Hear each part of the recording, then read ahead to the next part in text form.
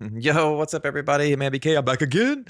I did just drop a video that didn't have anything to do with Remnant, so I had to drop a Remnant video, especially since last night, Ben, Tragic, one of the devs from Remnant 2, dropped a doozy of a link to a Reddit page where the devs are discussing community feedback. And this really goes back to what I was talking about with how much investment these developers have in their community. And it's incredible to see, always keeps me excited, and it's why this game's going to have huge legs. So let's just get right into it. There's a lot of copy here. I'll try to cliff note it for you, but essentially we have Tragic, who Ben, he's the one who even I think wrote this. It looks like this is about traits, economy, and more. And he says, "Hey everybody, hi all." Essentially, since there have been quite a few questions and concerns surrounding trait points, I thought I would be helpful to post. I thought it'd be helpful to post all the info in one place. And he's going to give some bullet points on these. Let me see if I can punch into this for y'all.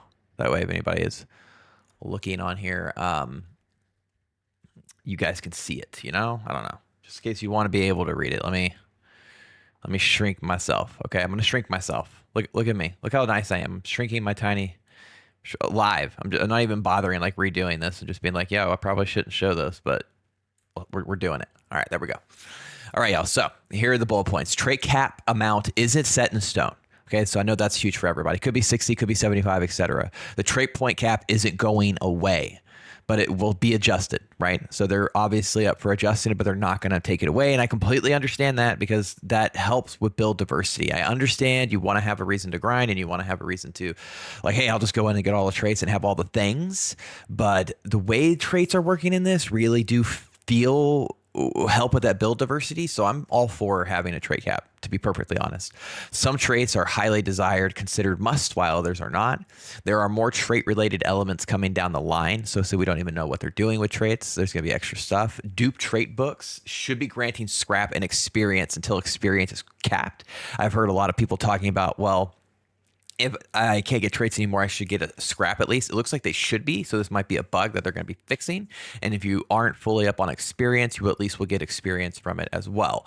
Scrap drops and respec costs are being looked into, which I also know is a huge pain point for a lot of people. For us, Remnant from Ashes people, we were already ready for that. Honestly, Remnant from Ashes had a very similar opening going through resource management that you needed to do that you kind of grinded post game, but obviously they're looking into that. So he starts off with a giant post on trait caps, trait point cap, which he wants to assure everybody, right, that the trait point of 60 is not set in stone. When they were play testing, it was 50.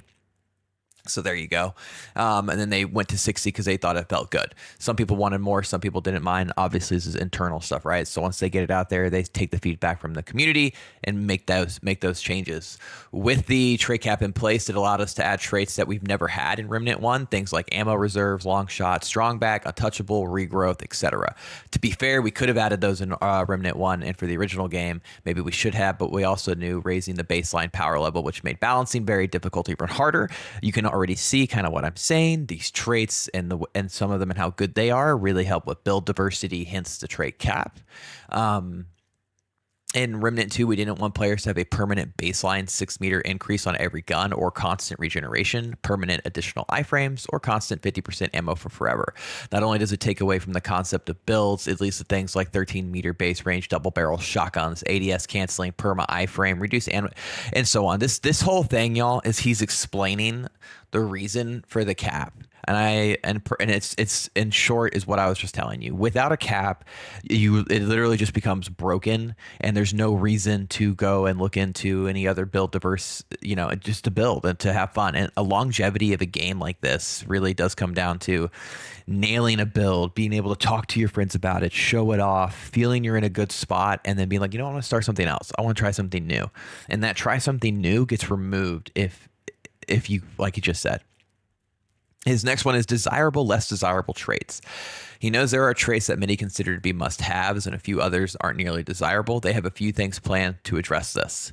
Even with the less desirable traits, you have to pick between and generally agreed upon 20 viable options. An example always comes up with who will ever spec into ladder speed.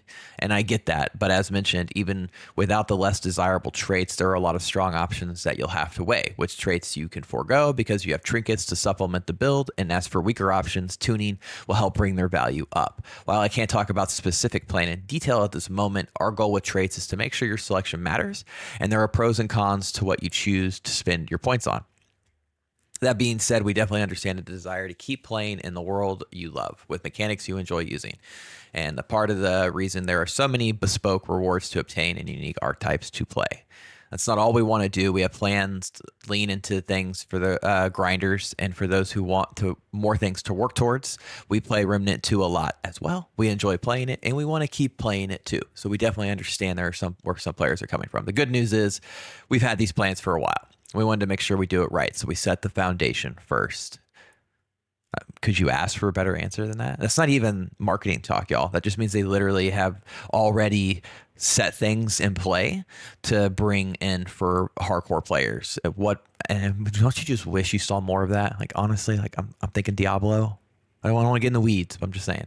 Trait books, resources, economy, and engrams. Duplicate trait books should be granting EX experience and scrap. They're looking into it. The goal of the extra pickups was to help players level up the dozens and dozens of weapons in Remnant 2, as well as help players afford more concoctions and consumables. Part of the issue right now is some things are pricey and the player doesn't have many resources early on. This was intended as we wanted to make sure the player is making choices. Scrap resources mean something, right?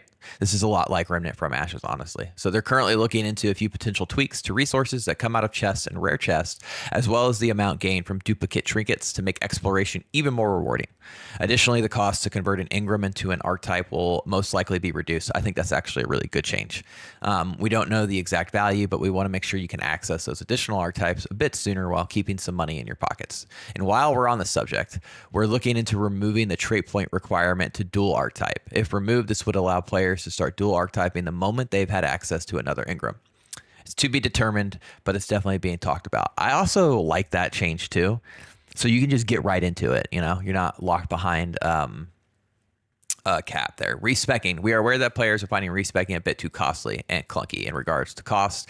That's an easy change. In regard to fluidity of respecking, that's another challenge. We have quite a few ideas on how to make this more seamless, but I don't want to promise anything too specific at this time. I do, however, want players to understand that we are on the case. And in closing, he says verbatim, there are quite a few things we are looking into, but we want to do them right. Making too many big changes all at once can lead to some unintended consequences. That being said, it's important to us that you all know that we hear what you're saying.